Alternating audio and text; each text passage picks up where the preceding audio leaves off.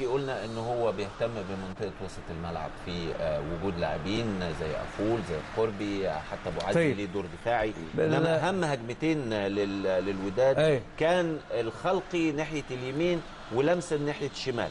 الخلقي بالراسيه اللي كانت ممكن تيجي جول، ولمسن بالكره اللي جت في القاع.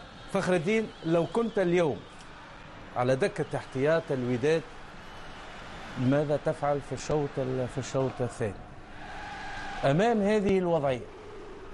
أمام هذه الوضعية يعني يجب، أظن أن دوكاستير سوف يقوم بتغيير، يعني إضافة لاعب آخر إلى الهجوم كي ثم مع الاحتياطات عنصر آخر فعال في وسط الميدان كان يعطي دفعة أكثر لوسط الميدان، لأن إذا ظل فريق الوداد يعني دائما بهذا وسط الميدان الذي لعب به في الشوط الأول، ممكن فريق الترجي خصوصا في الشوط الثاني سوف يعتمد يعني على المحاولات المضادة. ما دام انه في جعبته يعني اصابتين فهو غير متخوف، سوف يلعب بارتياح، فالضغط على فريق الوداد اكثر.